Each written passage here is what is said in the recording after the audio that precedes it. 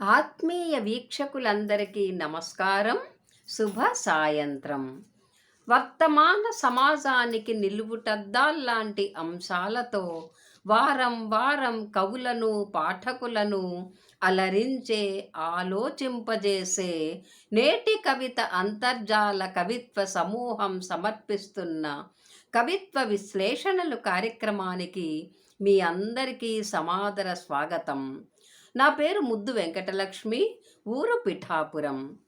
గత వారం సమూహంలో ఇవ్వబడిన పట్నం మింగిన సరదాలు అనే అంశానికి వచ్చిన అనేక కవితల్లోంచి కొన్ని కవితలను సమూహ సలహాదారులు, సుప్రసిద్ధ కవి, రచయిత, విమర్శకులు, మార్గదర్శకులు, ప్రఖ్యాత సాహితీవేత్త అయిన గురువర్యులు శ్రీ దాస్యం సేనాధిపతి గారు అత్యుత్తమ కవితలుగా ఎంపిక చేసిన కవితల విశ్లేషణ చెయ్యబోతున్నాను.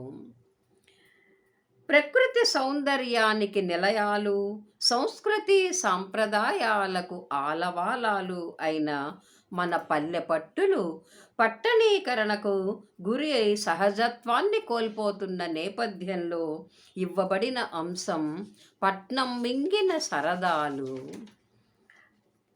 పల్లెటూళ్ళు ఆధునికతను సంతరించుకోవడం అనివార్యం, ఆవశ్యకం కూడా. అయితే అది మితిమీరి అనవసరమైన హంగులు, ఆర్భాటాలతో కృత్రిమత్వాన్ని పొందడం ఆందోళనకరం.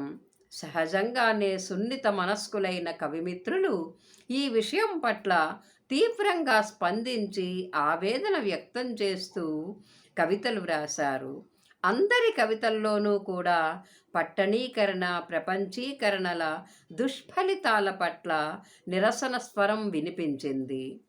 అరుణా సందడి గారు ఆత్మీయుల కోసం పట్టుమని 10 నిమిషాలు ఇవ్వలేని సమయాలైపోయాయి అనే ఎత్తుగడలోనే నేటి పల్లె ప్రజల జీవనశైలిని కళ్లకు కట్టించారు. నాటి ఆటపాటలు, మధురామృతాల లాంటి వంటకాలు, కుటుంబపు కబుర్లు, భక్తి పాటలు అన్నీ మాయమై జీవనం ఆగమైపోయిందని, పట్టణాల అవినీతి చీకటిలో పల్లెలు వెలుగుల కాంతులన్నీ ఆవిరైపోతున్నాయని, నేటి పల్లెల దుస్థితిని ఎంతో వేదనతో వర్ణించారు కవయిత్రి.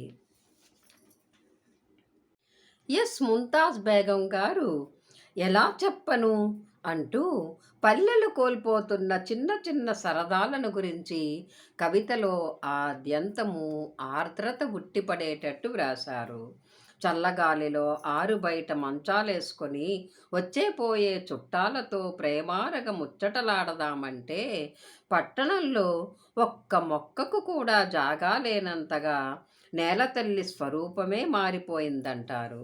లోకం తీరే మారిపోయిందని, కడుపు నింపే పొలాలను, కన్న తల్లిదండ్రులను వదిలి పట్నాలకు వలసలు పోతున్నారని, బానిస జీవనానికి తరలిపోతున్నారని అంటారు. నలుదిశలా ఆవరిస్తున్న పట్టణం పల్లెలను, బంధుత్వాలను, సరదాలను మింగేస్తోందంటూ హృదయంలోని ఆవేదనను వ్యక్తపరిచారు కవయిత్రి. సరోజారెడ్డి గారు మా పల్లె సరదాలు అనే శీర్షికతో వ్రాస్తూ, హృదయం అనే వాకిలి ముందు పల్లెటూరి జ్ఞాపకాలెన్నో ఆనందంతో నర్తిస్తాయంటారు. పట్నం మోజులో పల్లె బతుకు శిశిరమైపోయిందని సరిగ్గా వర్ణించారు. అలనాటి పల్లెల సుందర దృశ్యాలను వేడన్నం మీద ఆవు నెయ్యిలా గుబాళించిన పల్లెటూరి సోయగాలు అంటూ చిత్రించడం నిజంగా ఎంతో బాగుంది. ఇప్పటి పల్లెకు పట్నపు కామెర్ల రోగం పట్టుకుందని మనస్సులోని బాధను వ్యక్తపరిచారు కవయిత్రి. శ్రీదేవి సురేష్ గారు పట్నం మింగిన పల్లె సరదాలను ఆత్మీయంగా తలుచుకుంటారు.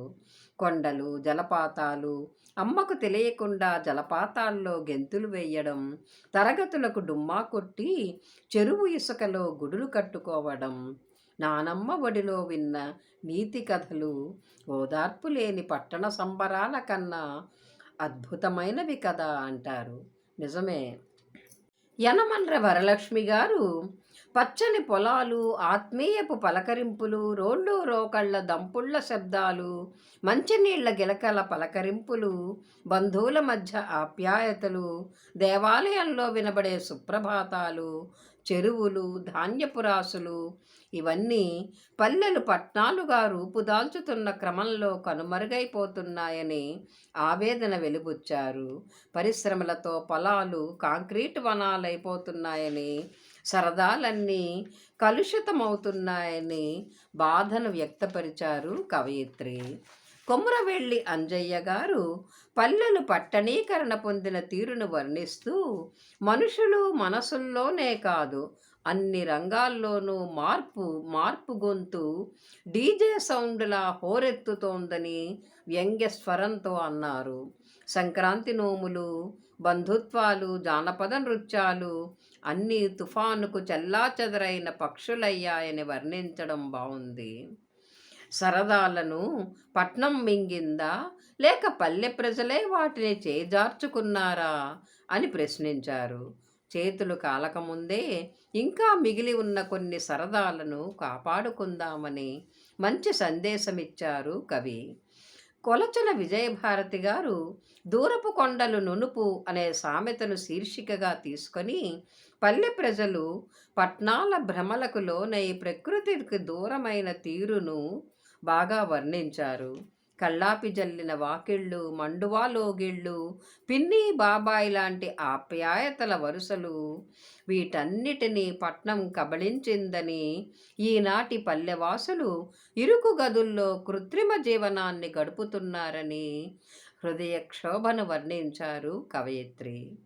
విద్యాసాగర్ రెడ్డి గారు అలవోకగా సంతోషంగా సాగుతున్న పల్లె బ్రతుకులపై ఊహాతీత వల విసిరిన ఫలితమే నేడు అలసల రూపంలో పట్నం శోభ అంటున్నారు.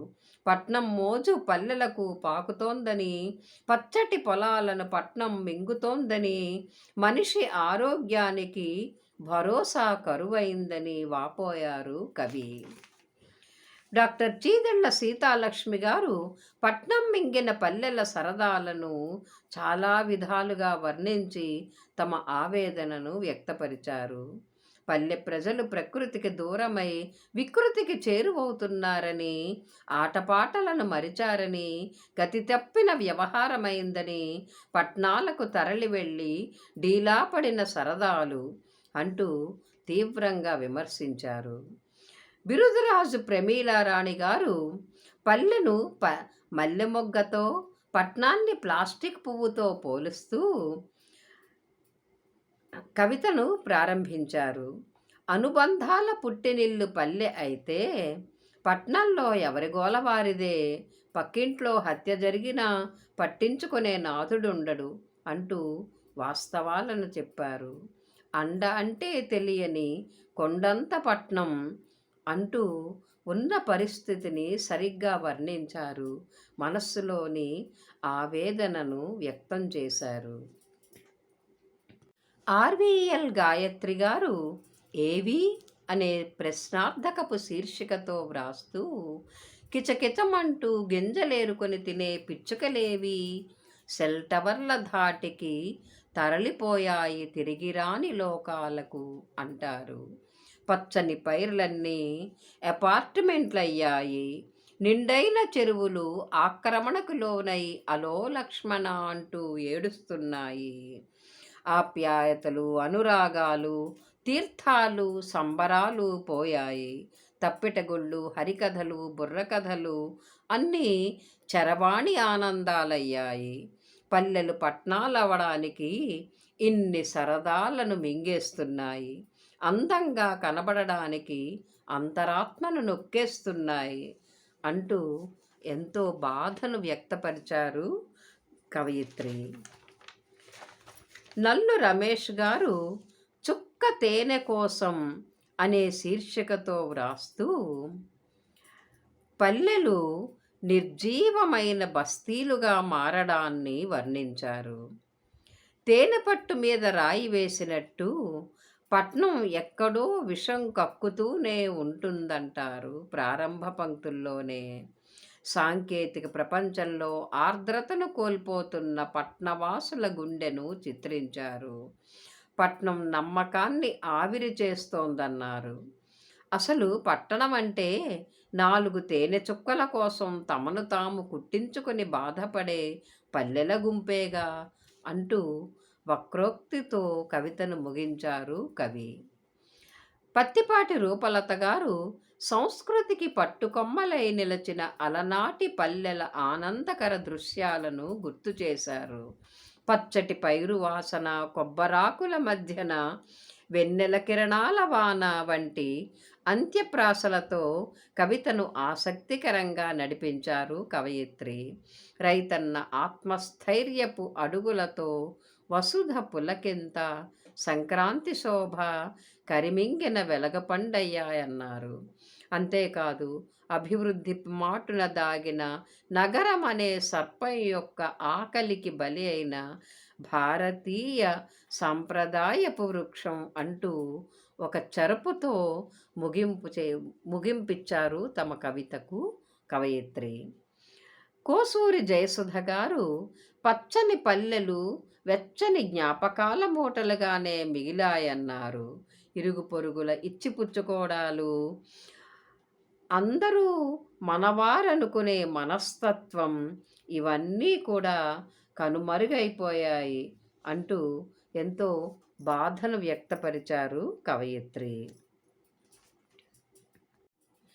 అప్సర వలీషా గారు అంశాన్ని ఇంకో తీరులో నడిపించారు. ప్రేమ రాహిత్యంలో అలసిన దేహాలు ఊరట పొందడానికి, పంచభక్ష పరమాన్నాలు భుజించడానికి, సాంప్రదాయపు దుస్తుల ప్రాముఖ్యతను నలుగురికి తెలియజేయడానికి, ల్యాప్టాప్ సావాసానికి కొంతసేపు ఊపిరి సలపనిచ్చి కాసేపైనా తాటాకు పందిరి కింద ప్రకృతి ఒడిలో ఆదమరవడానికి, అమ్మ ఒడిలా ఉన్న పల్లెగూటికి చేరాలి సరదా సరదాగా అంటూ పట్నం మింగిన సరదాలను అన్యాపదేశంగా వర్ణించారు కవయిత్రి. డాక్టర్ ఎడవల్లి తిరుమలరెడ్డి గారు అంశాన్ని పూర్తిగా విభిన్న కోణంలో ఆవిష్కరిస్తూ పట్నం చుట్టూ చేరిన పల్లెలే పట్నాన్ని మింగేసిన వైనాన్ని వర్ణించారు. పల్లె నుంచి వెళ్ళిన ప్రజలు తమ వేషభాషలను మార్చుకున్నారని, సరదాలు మానుకొని పైసాయే ప్రపంచంగా బ్రతుకుతున్నారని, విశృంఖలాల వలలో చిక్కి పతనం వైపు పరుగులు పెడుతున్నారని అన్నారు. మానవుడు ప్రకృతిని వికృతిగా మారుస్తున్నాడని, మనుగడనే మింగేస్తున్నాడని ఆవేదన వ్యక్తం చేశారు కవి.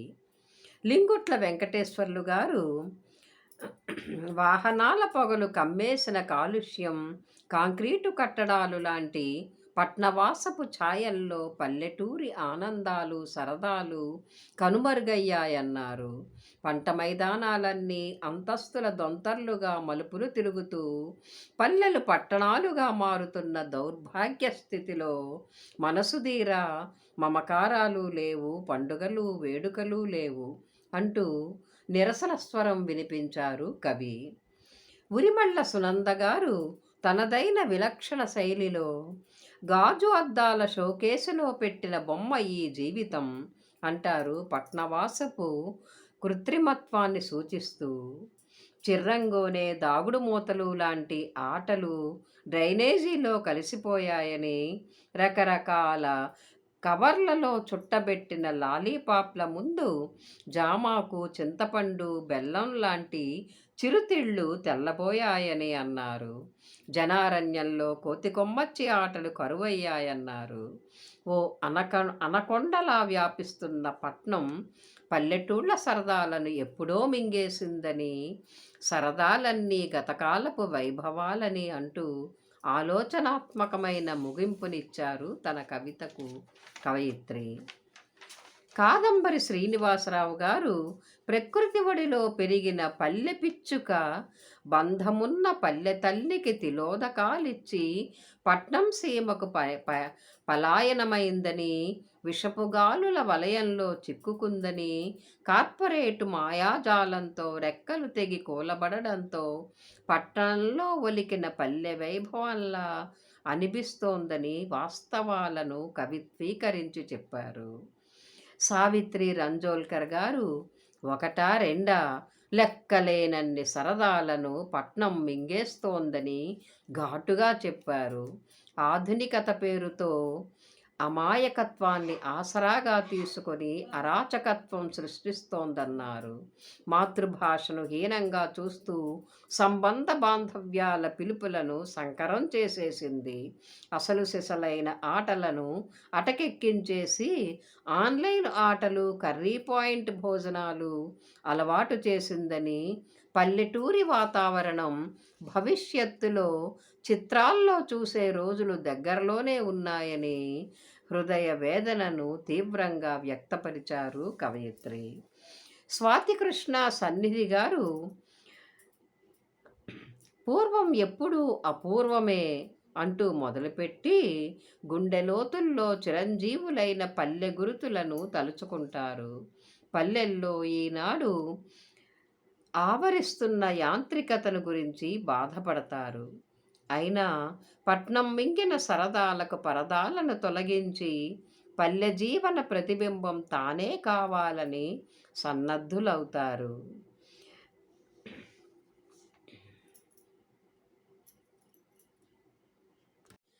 బత్తిన గీతాకుమారి గారు పెదవి కొమ్మలపై పూయని నవ్వుల పువ్వులు, ఆత్మీయత మరందాలూరని ప్లాస్టిక్ లాస్య సుమాలు అంటూ పట్టణాలలోని కృత్రిమత్వాన్ని వర్ణించారు.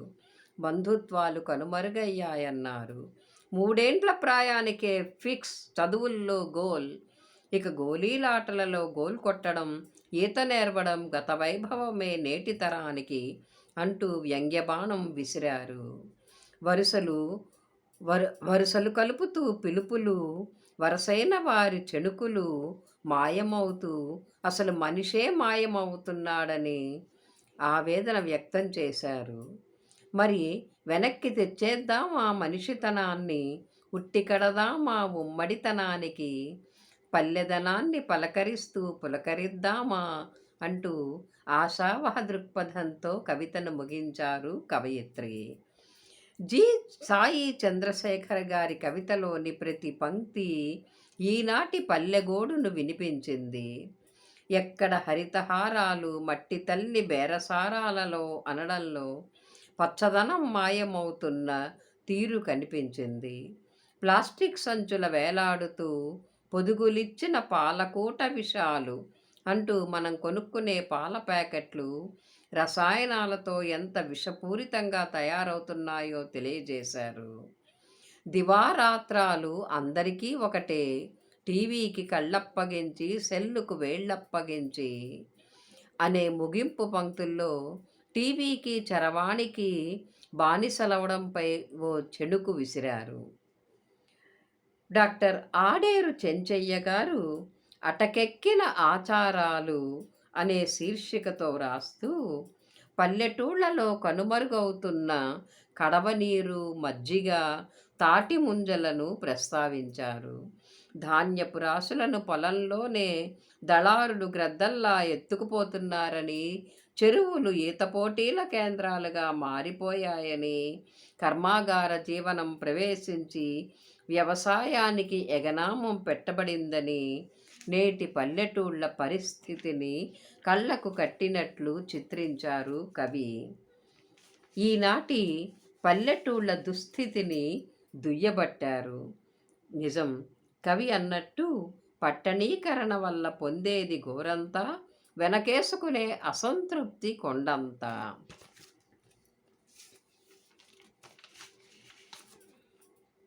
జూపూడి సుధారాణి గారు చెట్టు మీద చిలకమ్మ మూతి ముడిచింది, చరవాణిలో తప్ప చేరువలోనున్న తనను పలకరించరేంటని అంటూ నాటకీయ శైలిలోని ఎత్తుగడతో కవితను ప్రారంభించడం ఎంతో బావుంది.